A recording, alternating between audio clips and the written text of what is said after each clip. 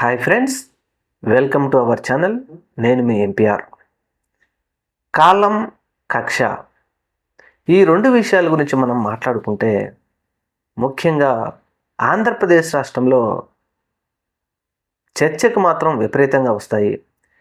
కాలం అంటే మనకు అధికారం ఉంది కదా, లేదంటే మనం ప్రతిపక్షంలో ఉన్నప్పుడు అప్పటి అధికార పక్షం మనల్ని ఏమీ అనలేదు కాబట్టి మనం ఏదైనా మాట్లాడవచ్చు, ఎన్ని అబద్ధాలైనా చెప్పచ్చు. అందులో 15 లక్షల కోట్లు అప్పని కానీ, లేకపోతే 30,000 మంది అమ్మాయిలు మిస్ అయ్యారని కానీ, ఇలా అనేకమైన అబద్ధాలు చెప్పచ్చు. కాలం మనల్ని ఏమీ ప్రశ్నించదు అనే విధంగా చెప్పుకుంటూ వచ్చారు. అయితే గెలిచిన తర్వాత పవన్ కళ్యాణ్ గారు కూడా చేసిన వ్యాఖ్యలు అందరికీ తెలిసిందే.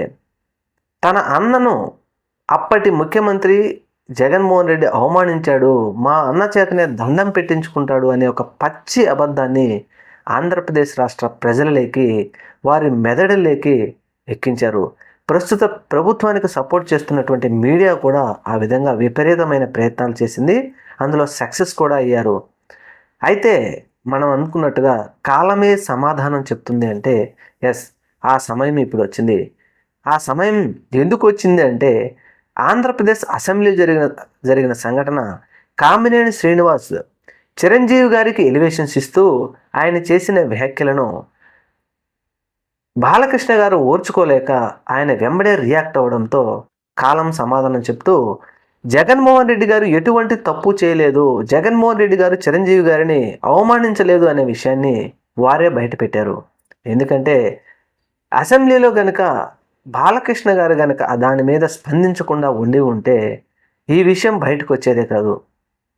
ముఖ్యంగా బాలకృష్ణ గారు వెంబడే లేచి వాడెవడు వీడెవడు అనే విధంగా ఆయన అనుచితమైన వ్యాఖ్యలు జగన్మోహన్ రెడ్డి గారి మీద, చిరంజీవి గారి మీద చేయడంతో వెంబడే చిరంజీవి గారు విదేశాల్లో ఉన్నటువంటి కేంద్ర మాజీ మంత్రి చిరంజీవి గారు అక్కడ ఉన్న విషయాన్ని ఇప్పటికైనా కుండ బద్దలు కొట్టినట్టు చెప్పారు. అందుకనే కాలమే సమాధానం చెప్తుంది. ఏదో ఒకరోజు అయితే వెయిట్ చేయాలి, నిదానమే ప్రధానం అన్నట్టుగా మరి జగన్మోహన్ రెడ్డి గారు కాలమే ఎప్పుడైనా సమాధానం చెప్తుంది అనుకుంటారో ఏమో తెలియదు, కానీ ఈయన మీద వేసినటువంటి అనేక అబద్ధాలు ఇప్పుడు ఒక్కొక్కటిగా ఈ అబద్ధాలన్నీ ప్రజలు నమ్మారు. కానీ ఇవి అబద్ధాలే. ప్రజలను నిజాలని నమ్మించడంలో ఇప్పటి ప్రభుత్వానికి అండగా ఉన్నటువంటి మీడియా సక్సెస్ అయింది. కానీ ఇవి అబద్ధాలే అనే విధంగా కాలం సమాధానం చెప్తూ ఉండటంతో దీని మీద మాట్లాడటం కోసం, లేకపోతే నోరు మెదపటానికి కూడా భయపడుతూ ఉన్నారు. మీకు తెలిసిందే, పవన్ కళ్యాణ్ గారు అయితే సుగాలి ప్రీతి విషయం దగ్గర నుంచి, ఆంధ్రప్రదేశ్ రాష్ట్రంలో మహిళలకు మేము అండగా ఉంటామన్న విషయం దగ్గర నుంచి, 15 లక్షల కోట్ల అప్పు దగ్గర నుంచి, శ్రీలంక వెనుజులా అయిపోతుందన్న దగ్గర నుంచి అనేక అబద్ధాలు అప్పట్లో చెప్పారు. ఇప్పుడు వ్యవస్థలు మనకు అండగా ఉన్నాయి కాబట్టి అనేక అబద్ధాలు చెప్తా ఉంటే, కానీ కాలం ఊరుకున్నది కదా, నిదానంగా కాలం అన్నీ నిజాలు ప్రజలకు తెలిసే విధంగా చెప్తా ఉంది. అందువలన ప్రజాప్రతినిధులు ఎవరైనా సరే, అది చట్ట సభలలో కావచ్చు, బయట కావచ్చు, అనవసరంగా ఎవరి మీద అబండాలు వేయడం మాత్రం కరెక్ట్ కాదు. అందుకనే కాలమే సమాధానం చెప్తుందని చెప్పేసి మనం అనుకున్నాం.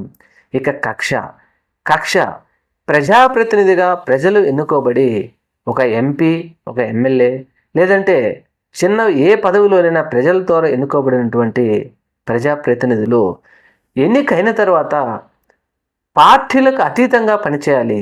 ఇందుకు జగన్మోహన్ రెడ్డి గారిని ఆదర్శంగా తీసుకోవాలి. వీళ్ళందరూ పార్టీలు చూడకుండా సంక్షేమ పథకాలన్నీ మేము ఆంధ్రప్రదేశ్ రాష్ట్ర ప్రజలకు అందజేస్తామని చెప్పి కరెక్ట్గా అమలు చేసినటువంటి వ్యక్తి మాజీ ముఖ్యమంత్రి, వైఎస్ఆర్సీపీ పార్టీ అధినేత వైఎస్ జగన్మోహన్ రెడ్డి గారు. ప్రస్తుత ప్రభుత్వం అధికారంలోకి వచ్చిన తర్వాత ఆ విధంగా ఏమైనా అడుగులు వేస్తుందా అంటే 100కు 100% లేదు. కనీసం సోషల్ మీడియాలో ఒక సోషల్ మీడియా యాక్టివిస్టు ఒక పోస్ట్ పెడితే కూడా ఈ ప్రభుత్వం ఓర్చుకోలేకపోతుంది. ప్రజాప్రతినిధులు ఇవన్నీ ఓర్చుకోలేకుండా ప్రజల మీద, మనకు ఓట్లు వేసిన వారి మీదనే కక్షపూరితంగా వ్యవహరిస్తే మరి ఈ 5 సంవత్సరాల్లో మనకు వ్యవస్థలు అండగా ఉన్నాయి కాబట్టి ఏదైనా చేయొచ్చు. మనం పోలీసులను పంపించవచ్చు, ఇంకొకరిని పంపించవచ్చు. రేపటి రోజున మరి ఇదే కక్షను అప్పటి ప్రభుత్వాలు వచ్చి దీనిని కనుక కంటిన్యూస్గా చేసుకుంటూ పోతే ప్రజలకు ఎక్కడ న్యాయం జరుగుతుంది అనేదే ఇప్పుడు ఆంధ్రప్రదేశ్ రాష్ట్ర ప్రజల్లో తీవ్రమైనటువంటి చర్చ.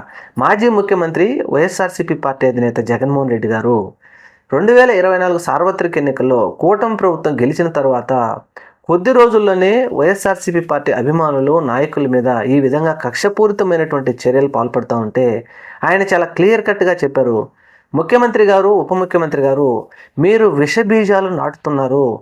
మీరు నాటిన విషబీజాలు రేపు చెట్లై మొక్కలై మిమ్మల్ని తుడి చేసే వరకు వస్తాయి అని చెప్తూ వచ్చారు. అందులో భాగంగానే ఇప్పుడు డిజిటల్ బుక్. మరి కక్ష అనేది ప్రజాప్రతినిధులకు మాత్రం ఎప్పుడూ ఉండకూడదు. అలా ఉండకుండా పనిచేస్తేనే ప్రజలలో ఒక నాయకుడికి పేరు ఉంటుంది. తర్వాత రాబోయే తరాలలో రాజకీయంగా ఎదగగలుగుతారు. కానీ అలా కాకుండా జగన్మోహన్ రెడ్డి గారి మీదనో, లేకపోతే జగన్మోహన్ రెడ్డి గారి అభిమానుల మీదనో, జగన్మోహన్ రెడ్డి గారి నాయకుల మీదనో కక్ష పెంచుకొని ప్రజలకు మనం చేయవలసినటువంటి సేవను, ప్రజలకు అందవలసినటువంటి సంక్షేమ పథకాలను కనుక ఆపివేస్తే దాని వలన నష్టపోయేది ప్రస్తుత ప్రభుత్వమే. కాబట్టి ఇవన్నీ ప్రస్తుత ప్రభుత్వంలోని పెద్దలందరూ గమనించి ఇప్పటికైనా ఈ కక్ష సాధింపు, ఎందుకంటే సోషల్ మీడియాలో కావచ్చు, ఇంకొకటి కావచ్చు, ప్రభుత్వాన్ని ప్రశ్నిస్తారు. అది మీడియా అయినా, సోషల్ మీడియా అయినా, ఎక్కడైనా చిన్న తప్పు జరిగిందంటే ప్రభుత్వాన్ని ప్రశ్నిస్తారు. ఇటువంటి వాటి మీద విపరీతంగా మీరు గనక ఈ కక్ష తీర్చుకుంటూ పోతే రేపటి రోజున తిరిగి అది మీ మెడకే చుట్టుకుంటుందని చెప్పేసి చెప్తా ఉన్నారు. చూద్దాం మరి ఇప్పటికైనా ఈ ప్రభుత్వం మారుతుందా, లేదంటే ఇదే పందాను రాబోయే 3.5 సంవత్సరాలు చేస్తుందా అనేది చూద్దాం. Thank you. మన ఛానల్ని తప్పకుండా సబ్స్క్రైబ్ చేయండి. నమస్తే.